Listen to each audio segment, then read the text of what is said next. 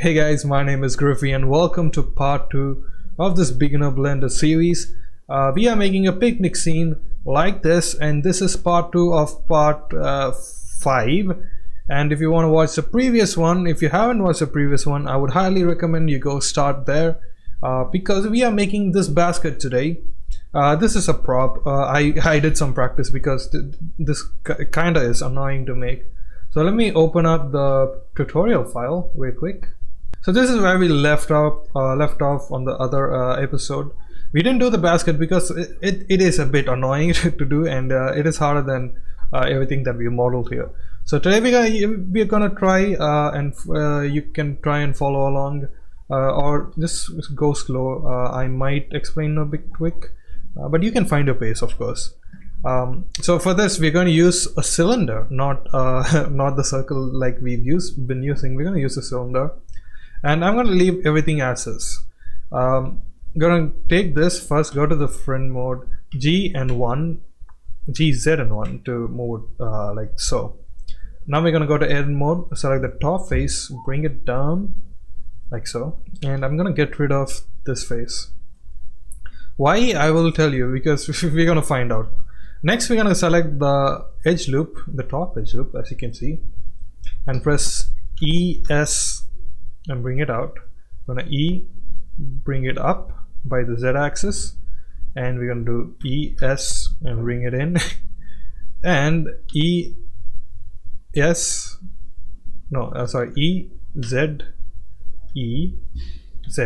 and yeah, pull it down to kind of fill that up. We're not really going to be filling it up. This is just, you know, techniques to make it look better. Next we're going to select all S and by the Z axis, you know, to get the shape of the basket. So now we're done with this, and this obviously looks horrible. Even if you put it on shades mode, go to the object data properties and put it at auto smooth, it's still not looking that great. We're going to add more bevels to it to make it look more, you know, to make it look better.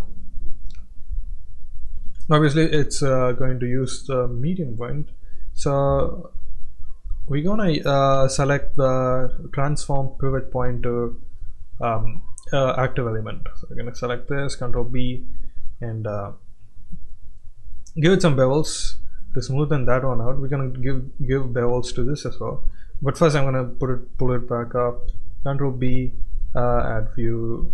I think 2 would be good enough for this. Yeah, it looks neat, it looks decent, although I would like having this go lower and this go lower, because we can have that curvature better, but still it looks ugly. I'm just gonna add one more bevel, and yeah, that should smoothen things out. I'm gonna add a bevel here as well, Ctrl B, and small bevel is enough, and it looks better. Next, what we're going to do is go to the face select mode and select this loop, alright, and shift D, and you get this part.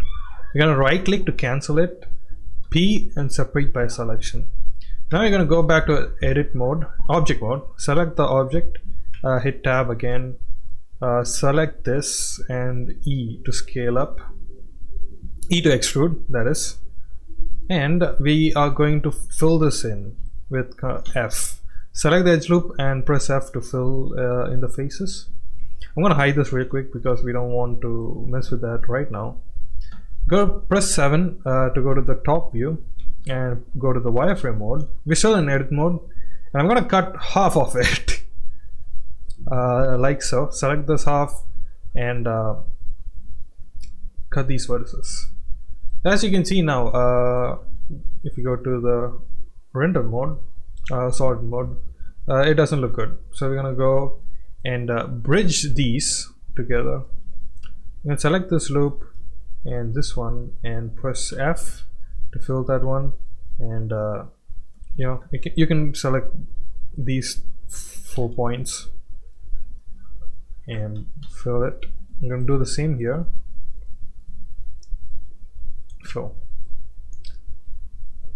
So now we have this pattern, or we have this design, right? Before we do anything, oh yeah, next we have to just get this edge loop, select this and shift select this loop and press F to fill it in, and we almost have it. We just have to add more bevels to it. Control B, add bevel. I'm gonna add C to clamp it like so. Yeah, it's looking smooth. We're gonna do the same for the bottom as well. Control B, add some bevels. It looks pretty decent, not gonna lie. So now we have one side of it. We're gonna Alt H to unhide everything. So we're gonna use the same thing. We're gonna make it bigger because from reference it is bigger. So before we do anything, I'm gonna put Control S, save the file, and Control A to set the scale. Now we're gonna select this, and we're gonna move the origin to about the center of this, right? So when you rotate this and click on this R and you should get out of origin mode or you're gonna be really confused.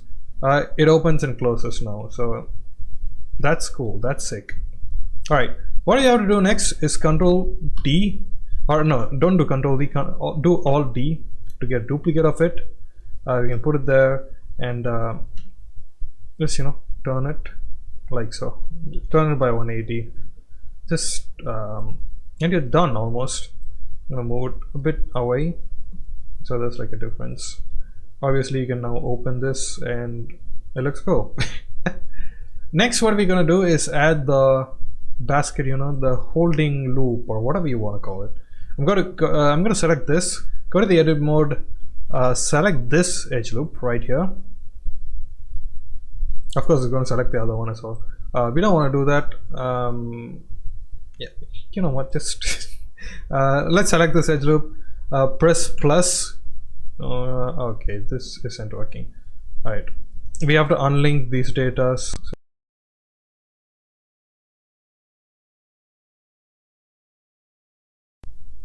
Okay, we're gonna Control D this and get rid of the other one.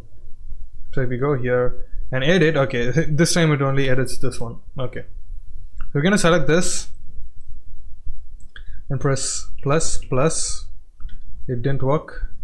I'm gonna manually select this loop, not that one. I'm gonna select this one and this one and press Shift D. We got this one. Gonna right click to cancel, P selection, and get out of edit mode. I'm gonna select the thing that we just created and rotate it like so. Obviously this doesn't look good. We're gonna add a solidify modifier to give it more depth, just a little bit, because it gets really wanky after a while and you wouldn't understand why, and because I don't understand as well. It's a very annoying thing to deal with. We're gonna add bevels here before we do it, of course. So what we're gonna do, because it looks super thin and it's infinitely thin, we're gonna select this object, go to tab, and as it's a plane we can do something amazing. So select all, press A to select all, Alt E to extrude along face normals, and you can do this just like that. You have a basket now. You have a basket handle. I'm gonna add some bevels around here on this corner of this one because it's a bit too sharp. But yeah, add some bevels to make it look smoother. Yeah. So we are pretty much done here. We're gonna scale this on the Z-axis to make it bigger than that and push it down like so. So we have the basket now, which is ready. I'm gonna parent all of these to the basket itself. So select all and press Control P and object key transform. So when you move this, everything moves along with that. We're gonna move it inside the table to the view like so. Obviously it's enormous. So like that, and yeah, I think the basket can be bigger than everything else on the table. Baskets are big, no matter who tells you otherwise. I'm gonna rotate like so, put the bread inside the basket.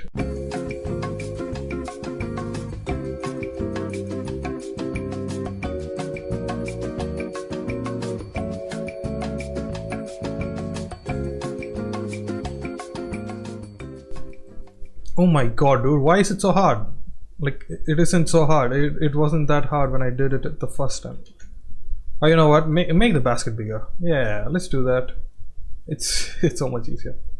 Alright, now we have the bread. Wait, we're just gonna select this and the bread and rotate this like so, so we can see it from the camera. So yeah, now we have the bread, the bottle of wine, the glass, the wine glass as well. We are pretty much set up for texturing, which we are going to do on the next episode that comes out tomorrow. This time I promise it comes out tomorrow. So that's going to be it for today's episode. Make sure you Control S, save it off, and don't lose your files. And press the like button so more people can see it, more people can be helped through it. And yeah, make sure you subscribe, follow me, and also check me out on Twitch. I stream there. I stream games and art occasionally, so if you want to check me out, here's my Twitch, and follow me on all my socials. I'll see you guys tomorrow.